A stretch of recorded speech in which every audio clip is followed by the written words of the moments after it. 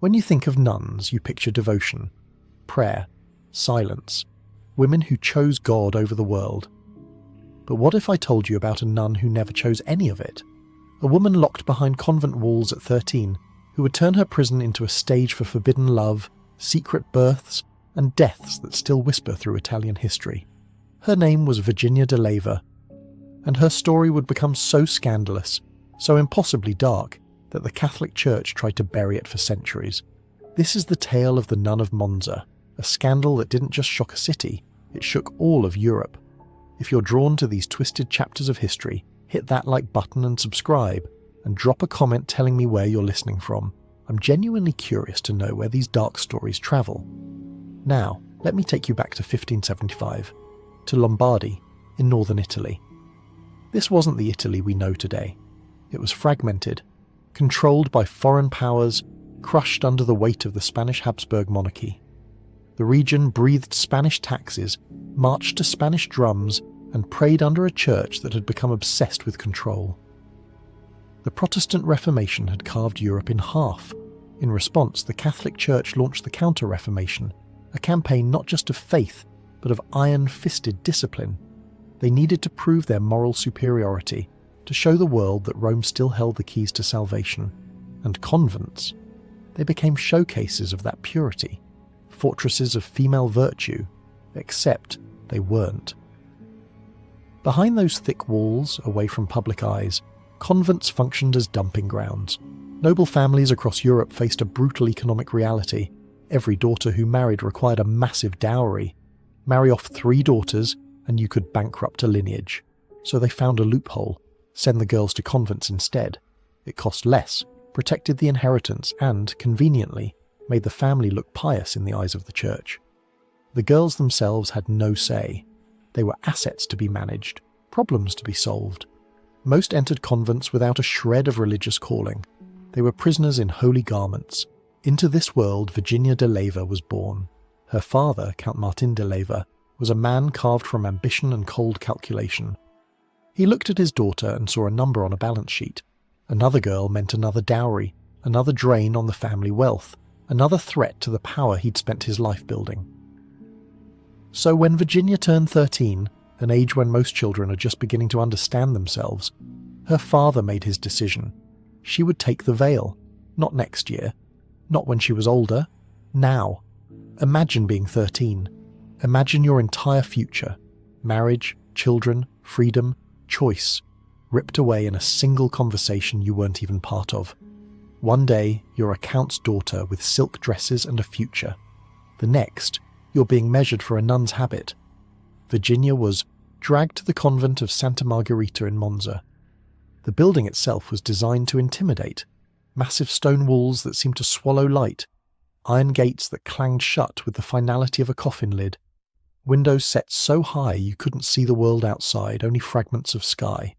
The day began before dawn, matins prayers in the freezing chapel, kneeling on cold stone until your knees went numb, then lauds, then prime, then terce, then sext, then nun, then vespers, then compline. 8 prayer services every single day, stretching from darkness to darkness. Between prayers there was work, scrubbing floors, copying religious texts, sewing vestments, all in complete silence. Speaking without permission earned punishment, sometimes just a rebuke, sometimes a night locked in a cell with nothing but bread and water. The silence was the worst part, not the peaceful silence of meditation, but the oppressive silence of erasure. Your thoughts became deafening because there was nothing else. No conversation, no laughter, no human warmth. Just the echo of your own mind slowly eating itself. Virginia wasn't alone in her misery. The convent held dozens of young women, most of them there against their will. They shared knowing glances across the chapel, whispered desperately during the few moments they could steal. Some cried themselves to sleep every night. Others went numb, their spirits slowly crushed under the weight of endless routine. Historical records from the period are chilling. In some Italian convents during the 16th and 17th centuries, up to 70% of the nuns were there by family coercion, not personal choice. 70%. These weren't houses of God. They were warehouses for unwanted daughters, and the church knew. They absolutely knew. But convents served a purpose beyond religion. They were social pressure valves. They kept inheritance laws simple, family fortunes intact, and unmarried noblewomen off the streets where they might cause scandal. For Virginia, every day was identical to the last. Wake in darkness, pray, work, pray. Eat a tasteless meal in silence, pray, work, pray, sleep, repeat. The monotony was its own form of torture. Time lost meaning. 1 week bled into the next. Months disappeared. But Virginia wasn't breaking, she was boiling. Under that white habit, beneath that enforced obedience, a 15-year-old girl was suffocating. She had desires the convent couldn't kill, the desire to be touched with affection, to laugh until her stomach hurt, to make her own choices, to live. The other nuns noticed something different about her, a defiance in her eyes during prayer, a slowness to obey that bordered on insolence. The Mother Superior watched her carefully, sensing danger. And then, one Sunday during Mass, everything changed. The church adjacent to the convent was open to the public. Local nobles attended services there, separated from the nuns by an ornate iron screen. The nuns could see out through the lattice, but the faithful couldn't see in, theoretically maintaining their separation from worldly temptations. That Sunday, Virginia looked through the screen during Mass, and she locked eyes with a man. His name was Gianpaolo Ossio. He was everything the convent wasn't. Young, handsome, alive. He came from minor nobility, enough status to attend Mass with the elite, but not enough to be careful about his reputation. He was known around Monza as a seducer, a man who took what he wanted and worried about consequences later. That first glance lasted maybe 3 seconds, but it burned. For Virginia, it was the first time in years a man had looked at her, not as a nun, not as a problem, but as a woman. For Ossio, it was a challenge. A nun? Behind sacred walls. The danger made it irresistible. What happened next unfolded slowly. Ossio started attending Mass regularly, always positioning himself where Virginia might see him. She found herself watching for him, her heart racing when he appeared. It was forbidden, insane, impossible, which made it feel like the only real thing in her suffocating world. Then came the first note. Nobody knows exactly how he got it to her. Maybe bribed a servant who delivered supplies to the convent. Maybe passed it through a sympathetic nun. The historical record confirms they exchanged messages but doesn't specify the method. What matters is that Virginia received it. A small folded paper hidden in her prayer book or tucked into her clothing. His handwriting was bold. The message was simple but loaded with meaning. He'd noticed her. He thought about her. He wanted to know her. Virginia's hands shook as she read it. This was treason against God, against her vows, against everything the convent represented. She should have burned it immediately and confessed. Instead, she wrote back. Their correspondence grew bolder. Notes passed back and forth, each one more intimate than the last. Ossio wrote about how beautiful she looked even in her habit. Virginia wrote about how suffocated she felt, how desperately she wanted to escape, how his letters were the only thing keeping her sane. And then he proposed meeting. The logistics were insane. The convent was locked at night. The doors were heavy, the walls high. Nuns slept in cells that could be checked at any time. But Ossio was resourceful and Virginia was desperate.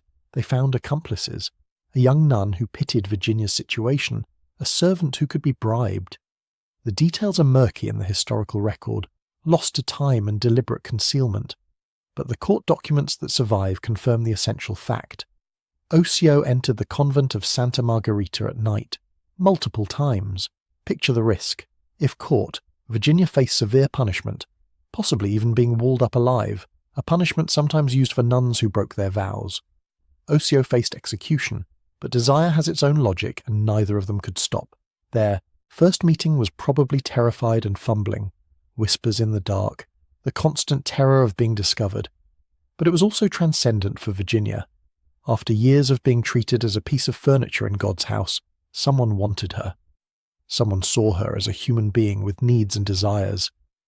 The meetings continued. Weeks turned into months. Virginia transformed during those secret encounters. The dead-eyed girl who shuffled through prayers became animated again. She smiled. Carefully, privately, but she smiled. Other nuns noticed. Virginia was distracted during services. She volunteered for tasks that took her near certain doors. She seemed different. And then a young novice named Katerina began asking questions. Katerina was new to the convent, earnest and devout. She'd actually wanted to become a nun, unlike most of the others. She took the rules seriously, and she noticed Virginia's odd behaviour, the way she'd disappear for hours, the way she'd return flushed and dishevelled, the way she'd hidden certain items in her cell. Katerina started watching, following, listening at doors, and one night she saw too much. The historical record gets murky here. The court documents mention Katerina's death but provide contradictory accounts. The official story was an accident. She'd fallen down the stone stairs leading from the dormitory to the chapel. Tragic, but these things happened. Except the timing was suspicious. Katerina died days after she'd approached another nun and hinted that she knew about sinful activities in the convent. That nun, loyal to Virginia, had passed the warning along. Some historians believe Katerina's death was exactly what it appeared, a genuine accident, nothing more. Others point to details in the trial testimony that suggest something darker. Witnesses mention bruising inconsistent with a simple fall. They noted that Katerina had been terrified in her final days, as if she knew she was in danger. The truth? We'll never know for certain. But Katerina died, and her suspicions died with her. The secret was safe again. For Virginia and Ossio, Katerina's death should have been a wake-up call. They should have stopped, pulled back, recognized the danger. They didn't. Instead, their relationship deepened, and then Virginia missed her monthly bleeding. In a convent, pregnancy was the ultimate catastrophe. It was undeniable proof of sin, a living scandal that couldn't be hidden or explained away. Virginia was terrified. Ossio was furious, not at himself, but at the situation. As her belly began to swell, Virginia resorted to desperate measures. She bound her midsection tightly under her habit. She volunteered for tasks that kept her away from communal spaces. She moved carefully, always keeping her back to walls. A few nuns noticed but said nothing. Maybe out of solidarity, they too were prisoners in this place. Maybe out of fear, Katerina's death had taught a lesson. When Virginia's time came, she gave birth in secret. The testimony from her later trial mentions this explicitly, though details are scarce. She likely had help from one or two sympathetic nuns. The birth happened at night, probably in Virginia's cell or a storage room. They would have stuffed cloth in her mouth to muffle her screams, and then there was a baby, a living, breathing infant born in sin within sacred walls. What happened to that child is one of the most haunting mysteries of this entire story. The trial records acknowledge the baby's existence but provide no information about its fate. Some historians believe it was given to a local family, handed off to peasants who asked no questions. Others suggest something far darker, that the baby was killed shortly after birth to eliminate evidence. There's a third possibility, equally grim, that the infant died of natural causes, perhaps from the crude conditions of its secret birth, and was buried somewhere on convent grounds without ceremony or marker. A human life appeared and vanished, leaving barely a trace in historical records. Just another casualty in Virginia's spiral toward disaster. But the secret was becoming impossible to contain. Virginia had survived pregnancy and childbirth undetected, but she was running out of luck. The walls of Santa Margherita were closing in. And then there was Ottavia. Ottavia arrived at the convent young, sweet-faced, genuinely devout. She'd wanted to serve God since childhood. Unlike Virginia, she'd chosen this life. She prayed with real fervour. She smiled beatifically during Mass. She was everything a nun was supposed to be. Virginia took notice of her immediately. Maybe she saw in Ottavia the innocence she'd lost. Maybe she wanted to corrupt something pure as revenge against the system that had corrupted her. Or maybe she just needed another ally in her dangerous game.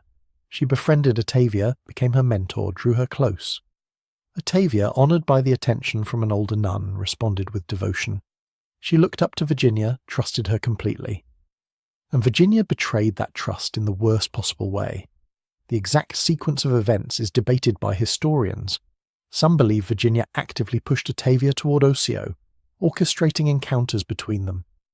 Others think Ottavia stumbled into the situation accidentally, and Virginia failed to protect her. What's certain from trial records is this: Ottavia became involved with Ossio. Whether through seduction, manipulation, or her own curiosity, she crossed the same lines Virginia had crossed. And then, like Virginia before her, Ottavia became pregnant. But unlike Virginia, Ottavia couldn't handle it.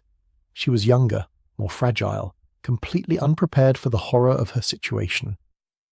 She began having breakdowns, crying fits during prayer, moments of dissociation, wild mood swings. She was becoming a liability. The trial documents describe Ottavia's death as sudden. The official story was illness, perhaps a fever, perhaps something internal. But testimony from other nuns suggested violence. They spoke of screams one night, quickly silenced, of blood found in places it shouldn't be, of Ottavia's body looking wrong when it was prepared for burial. Modern historians can't agree on what happened. Some see clear evidence of murder, pointing to the suspicious timing and the holes in the official story. Others argue we're reading malice into events that could have natural explanations, childbirth complications perhaps, or a botched attempt at ending the pregnancy. What's undeniable is that Ottavia died pregnant, carrying Ossio's child, and her death was extraordinarily convenient for everyone trying to keep the scandal hidden. 2 women dead, 2 babies vanished or destroyed, and Virginia's soul, whatever was left of it, was drowning in blood. But even now, in 1607, with bodies piling up and secrets multiplying, Virginia and Ossio couldn't stop. They'd passed the point of rational decision-making. They were addicts, hooked on the rush of their forbidden connection, unable to see the cliff they were racing toward. The cliff came in the form of an anonymous letter. Someone, and history has never revealed who, wrote to Cardinal Federico Borromeo, Archbishop of Milan, detailing everything: the affair, the pregnancies, the suspicious deaths, every sin laid out in careful detail. Borromeo was not a man to ignore such accusations. He was a reformer, determined to clean up the church after decades of scandal. He immediately dispatched investigators to Santa Margherita. When the church investigators arrived, the nuns scattered like mice. Some stayed silent out of fear. Others, finally given permission to speak, unleashed years of suppressed knowledge. The investigators heard about midnight visits, about Virginia's strange behaviours, about Caterina and Ottavia. They searched Virginia's cell and found letters, hidden jewellery, clothing that no nun should possess. The evidence was overwhelming. Word spread through Monza like wildfire. The local population was scandalised and thrilled in equal measure. A nun in a sexual affair, possibly multiple murders. It was the scandal of the century, combining religious transgression, sexual taboo, and violent crime into one irresistible package. Ossio was arrested first. Despite his noble status, the charges were too serious to ignore. Under interrogation, he apparently tried to protect Virginia at first, but as the evidence mounted, he began admitting to their affair. He tried to claim Virginia had seduced him, that she'd been the instigator. It didn't help. His trial was swift. He was convicted of corrupting a holy woman, of being complicit in deaths within a sacred space, of crimes against God and man. The sentence was death. Gianpaolo Ossio was executed publicly in Monza.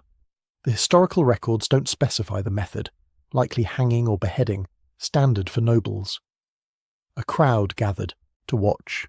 Some cheered, some prayed. The man who'd scaled convent walls for forbidden love died as a warning to others. Virginia's fate was more complicated. Executing a nun was problematic.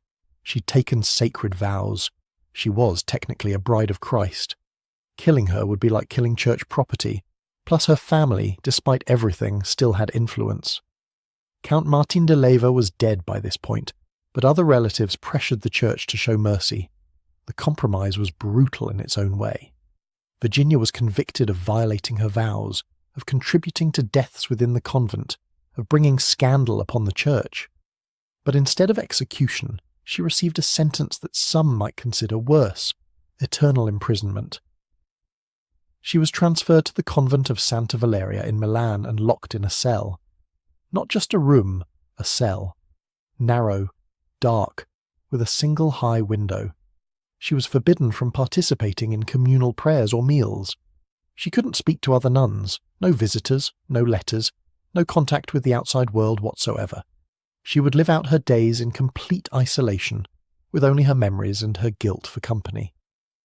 Virginia de Leyva had spent years fighting against the prison of the convent. Now she'd earned a prison within a prison, one she'd never escape. The trial transformed Virginia into a legend. Across Italy, people spoke of the Nun of Monza in hushed, horrified tones. Priests used her story as a cautionary tale. Parents warned daughters about the consequences of sin. But the story also raised uncomfortable questions that the church didn't want to address.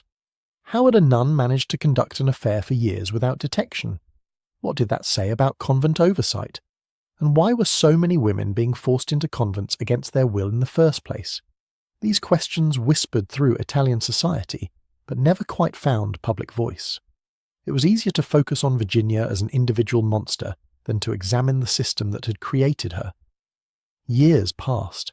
Virginia lived on in her cell at Santa Valeria, the world forgetting her while she couldn't forget herself. Did she regret her choices? Did she spend her days praying for forgiveness? Or did she curse the father who'd locked her away, the church that had trapped her, the society that had given her no choice? We don't know. She left no writings, no testimony, no final confession. She simply existed in that cell year after year, her youth fading, her body weakening. The other nuns at Santa Valeria avoided the corridor where her cell was located. They claimed strange sounds came from inside, sobbing, screaming, sometimes eerie laughter. Some swore they heard multiple voices, as if the ghosts of Caterina and Ottavia haunted her. These stories are likely exaggerations, products of superstitious minds and the need to make Virginia seem inhuman. But they show how she was perceived, not as a woman who'd been failed by her society, but as something demonic. The guards who brought her food reported that she rarely spoke. When she did, her voice was hoarse from disuse. She'd aged badly, her skin pale from lack of sunlight, her body wasted from poor diet and lack of movement, her hair grey long before its time. She became a ghost story. Children in Milan dared each other to walk past Santa Valeria at night. Teenagers whispered that if you listened carefully, you could hear the Nun of Monza crying for her lost lover and her murdered victims. Virginia de Leyva died in 1650.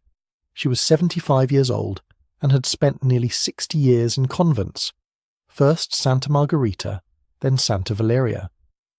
That's 6 decades of her life behind walls. 6 decades of prayers and silence and stone.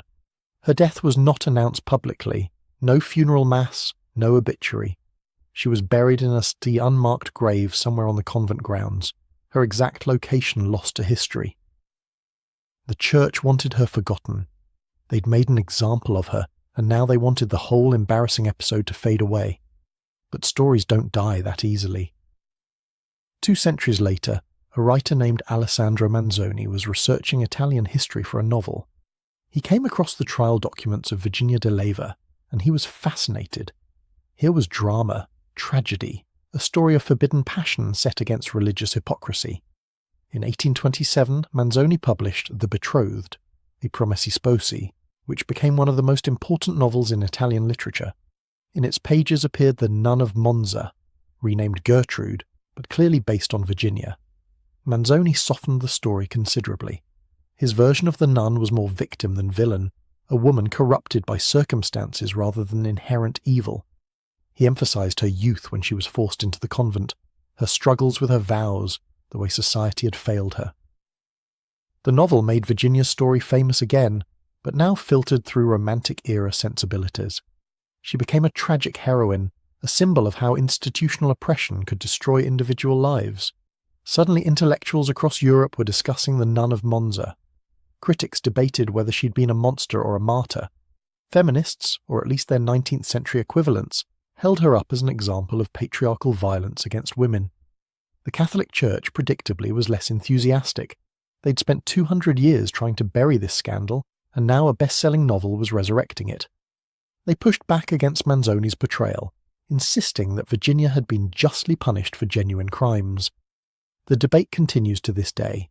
Modern historians have tried to separate fact from fiction to understand what really happened in Santa Margherita between 1591 and 1607. The facts we can verify are these. Virginia de Leyva was forced into a convent at age 13.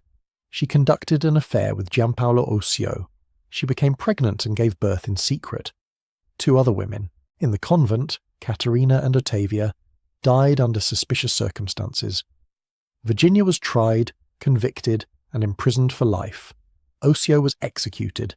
Everything else, the emotional texture of her experiences, her motivations, her feelings about what she'd done, is interpretation.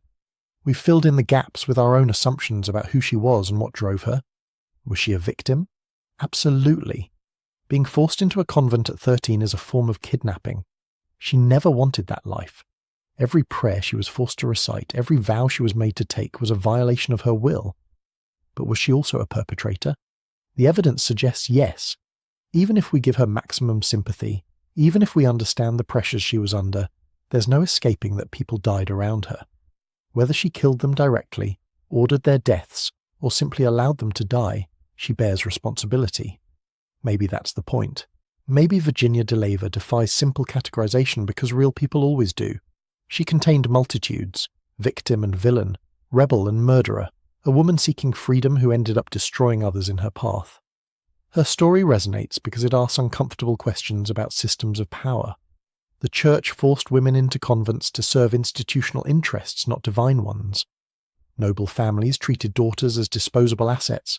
Society offered women almost no legitimate paths to autonomy. In that context, Virginia's rebellion makes sense. She was suffocating and she fought back. But her fight back hurt innocent people. Caterina, Ottavia, possibly her own children. There's a lesson in that about how oppression warps people. When you trap someone completely, when you give them no legitimate outlet for their humanity, they'll create illegitimate ones, and those illegitimate outlets can become monstrous. The Nun of Monza wasn't unique. Across Catholic Europe during the 16th and 17th centuries, convents erupted in scandal after scandal.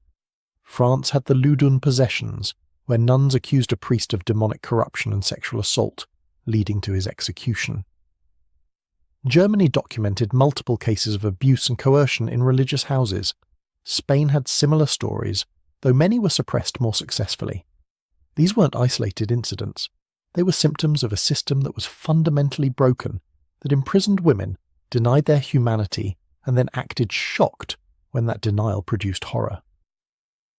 In our own time, we've seen similar patterns. Institutions that claim moral authority while exercising coercive control over people's lives, whether religious, political, or social, tend to produce similar outcomes. Abuse festers in darkness. Power corrupts when it's unchecked. Virginia de Leyva lived and died 400 years ago, but her story still matters. It reminds us to question institutions that claim to know what's best for people without giving them a voice. It warns us about the dangers of denying human desires and needs in the name of ideology. It shows us how victims can become perpetrators without ceasing to be victims. So who was Virginia de Leyva? She was a 13-year-old girl stolen from her future. She was a woman who found love in impossible circumstances. She was someone who fought against her chains with everything she had.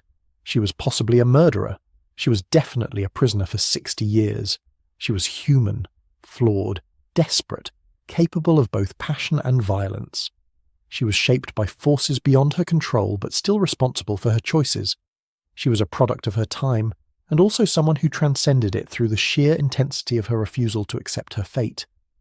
The bells of Santa Valeria rang the day she died, just as they'd rung every day of her imprisonment. They called the nuns to prayer, marked the hours, imposed order on chaos. For Virginia, after 6 decades of hearing those bells, they finally meant freedom. Her body returned to dust, her story lived on, and we're still trying to understand what it means.